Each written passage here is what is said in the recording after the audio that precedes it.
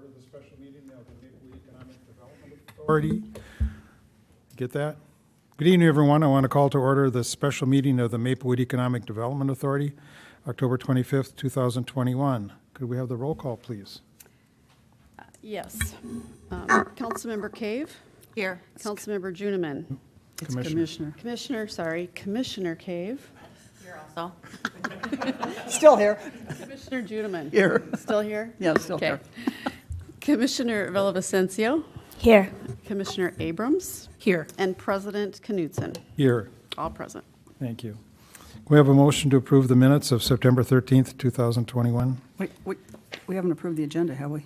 Oh, The agenda. Second. motion by President. Commissioner Juniman, second by Commissioner Cave. Any discussion? All those in favor? Aye. Aye. Opposed, same sign. Now, could we have a motion to approve the minutes of September 13th? So moved. Second. Moved by Commissioner Cave, seconded by Commissioner Juniman. Any discussion? All those in favor, say aye. Aye. Aye. Opposed, same sign. Thank you. Okay, we have no public hearing, no unfinished business, but we have new business. I would assume Assistant Executive Director Thompson is going to lead the discussion. Thank Sure. you. Thank you, President Knudsen. There it is. I'll do an introduction and some background on this item, and then we also have Keith Dahl from Ellers here today to talk about the TIF plan, as well as Mr. Beatty, who helped draft the contract for private development. So this is a property that the EDA and the council have been working on for quite a while. It's the former fire station property on London Lane and Lower Afton Road. It's currently owned by the city.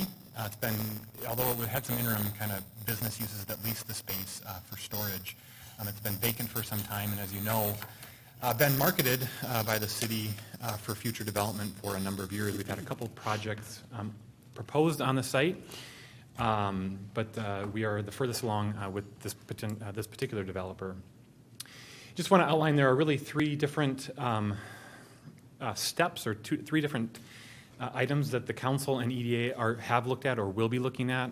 Certainly the purchase agreement for the sale of the land is in place, and that's been approved by the council. And then what brings us here tonight is the second piece, which is the tax increment financing application requested for the developer for the project. And then later on the council's agenda, there will be the development application for the land use approvals for it. I think we just wanted to summarize the feedback we've heard from the EDA and from the council as we've been going through the purchase agreement and the solicitation of offers process. I think the priorities we've heard is the need to sell the land. It's no longer needed for our operation, and so there's a strong desire to sell it for market value. The second item we know is a priority is closing date for the close of the property so that the proceeds can be used for the new fire station, the new North Fire Station construction. And then the next two are, the council and EDA have sought a project that's consistent with our 2040 comp plan and some of the housing goals that we've established in that plan. And then lastly, as part of our discussions, we've talked about any sort of use of tax increment should be used if requested to support the affordable housing component of any project that's proposed. Won't go through this in detail, but just to remember that back in March of this year, we issued a solicitation of offers for developers to purchase the property. And upon that is when we selected real estate equities and entered into that purchase agreement later in the summer. And we are still in that purchase agreement. It's moving along on schedule and on time as anticipated, which is why we're bringing it tonight to you for the tax increment and the land use approvals. Before we get into a little bit about the tax increment district, I just wanted to review some of our housing goals that are in our comprehensive plan and how they relate to this project. There are four goals that we identified that we're furthering with this tax increment district. The first being ensuring that there's a diversity of housing stock available to both homeowners and to renters in the community. The second is specifically around improving affordable housing options, again, for both homeowners and renters in Maplewood. And then encouraging the provision of affordable units as part of redevelopment projects, and that will actively support the creation of additional affordable housing units throughout Maplewood. We established a specific number in our comp plan. So we have a goal in the next 10 years. It's actually started in 2021 through 2030 to add a total of 510 new affordable housing units in that 10-year period. Just to highlight a couple items as they relate to this project. So the upper left chart just shows you area median income, and that will become important as we talk about this particular project and the deal that's before you. This project is focused on 60% AMI units and 80% AMI units. So I've highlighted on that table the 2021 amounts for, that's a household of 4, what that household income would be at the 60% level would be just under $63,000 of household income, and at the 80% AMI level, that's just under $80,000 in household income for a family of 4. And then that translates into the table just directly below that of what then the rents would be for each of those units, from an efficiency all the way up to a 4-bedroom for those 60% and 80% AMI. Sometimes these numbers mean more if we just reference them against our data and our community. So on the right, I just included some information from the American Community Survey. Unfortunately, the last information we have is 2019, but the median household income in Maplewood at that time was just over $70,000. And then our median gross rent for our rental housing stock is just over $1,100 for reference. So Real Estate Equities, and now an entity known as REE Maplewood Apartments, LLC, is proposing a 148-unit multifamily mixed-income workforce housing project on this site. It'll be 3 stories over an enclosed parking garage, and as I mentioned, we'll talk more about the land use approvals on the council tonight. But in terms of the unit mix for the affordable housing, 60 of the units will be available to households meeting the 60% of the area median income that we just outlined. And that's one of the requirements of establishing a TIF housing district. But in addition to that, they'll be offering 52 units dedicated at the 80% AMI level, and then the remaining 36 units will be market rate or income unrestricted. I think when we reviewed this, one of the strengths of Real Estate Equities project was also the mix of unit types. So this chart, the first 3 lines there are the 60% AMI units.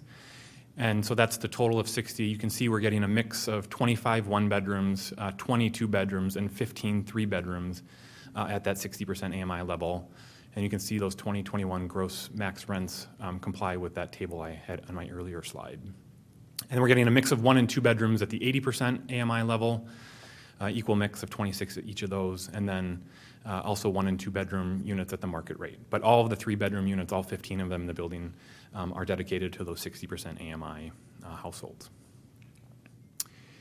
So with that, I'll turn it over to Keith Dahl with Ellers just to walk through the TIF plan that was included in your packet and some of the inclusions in the contract for development that we have with Real Estate Equities. So, thanks.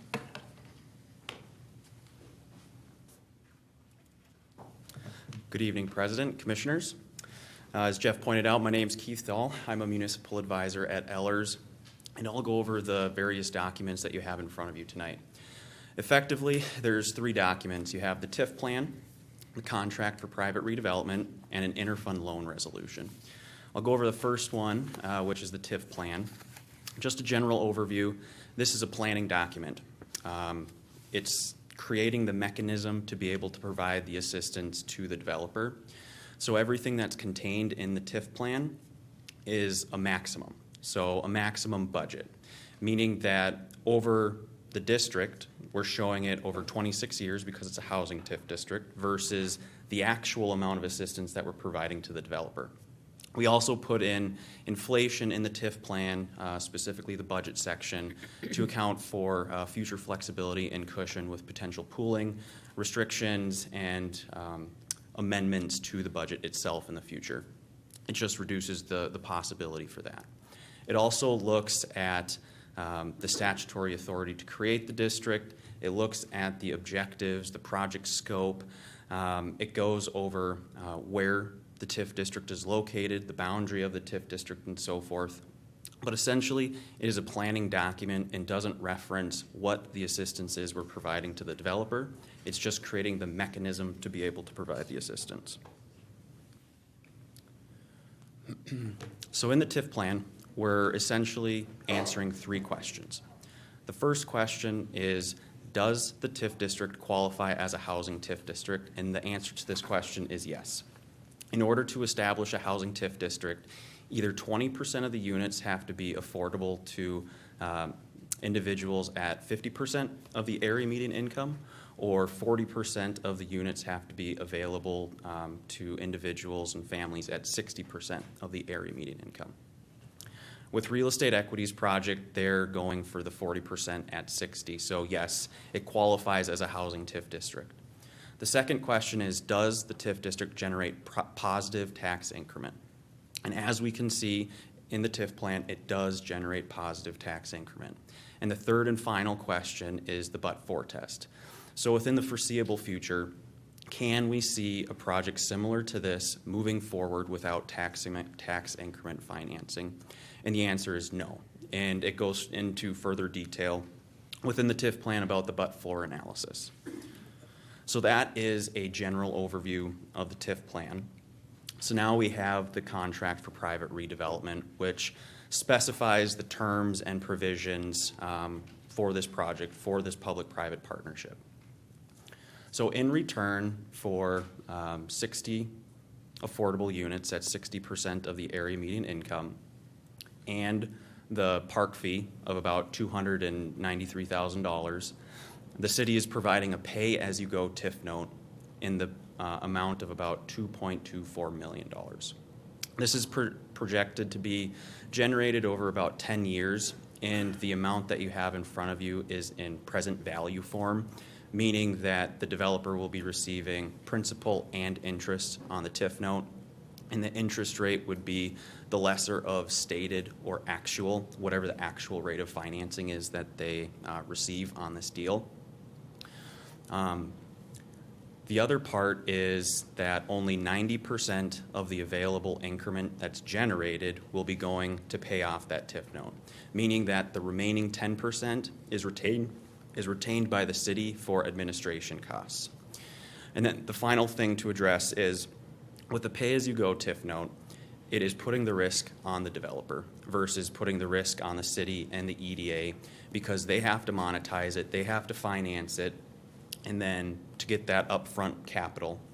And then we're providing them 10 years for this project or for this TIF note to get repaid with principal and interest. And if it doesn't materialize over 10 years, that's on them. It's not on the city. So at that time, the EDA could decertify the TIF district if they want to. They could leave it open for pooling, for future affordable housing projects, but that is something that could be decided upon in 10 years from now. And then the final document is an interfund loan resolution. So with tax increment financing districts, there's an upfront cost to them, but you don't start realizing tax increment for a few years, just how property taxes work and with how TIF distributions would work. So in order to overcome this, we always recommend having an interfund loan resolution to take money from the general fund, the EDA general fund, and use for any upfront costs that the developer did not cover.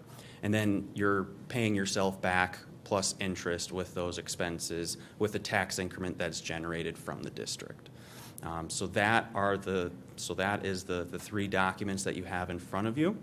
I can turn it back over to Jeff here for next steps and any questions. So with that, really, we have the approval of those three documents that Keith outlined. And Mr. Dahl, myself, and Mr. Beatty are here for questions. And then if there are questions of the developer, representatives of REE are also here this evening. Commissioners have questions? I have one. Mr. Thompson, would you go back over the AMI data you had a moment ago? There it is. So the 80% area median income is right around 80,000. Is that what I'm reading? Correct. For a family of four. For a family of four. And the 60 is roughly 63,000. Correct. In the upper left-hand corner there. That's what I was looking for. Thank you. Other questions from commissioners?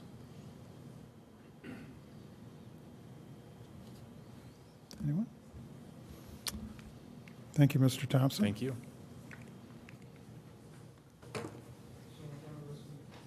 front of us, we have three motions. So I need a motion for, to approve the resolution adopting the tax increment financing plan for Tax Increment District 1-15. I'll move approval to motion, or a motion to approve the resolution adopting a tax increment financing plan for Tax Increment Financing District Number 1-15. Second? Moved by Commissioner Cave, seconded by Commissioner Abrams. Any further discussion? All in favor? Aye. Opposed, same sign. Is there a motion for the contract? I'll move the motion to approve the contract for private development with REE Maplewood Apartments LLC. Second. Moved by Commissioner Abrams, seconded by Commissioner Valdez-Vicencio. Any further discussion? Hearing none. All those in favor? Aye. Opposed, same sign. Thank you. Now we need a motion to approve the resolution authorizing the interfund loan. I'll move to approve the resolution authorizing an interfund loan for advance of certain costs in connection with tax increment financing district number 1-15. Second. Motion by Commissioner Abrams, second by, I didn't hear, Commissioner Juniman. Any further discussion? All those in favor? Aye. Aye. Opposed? Same sign.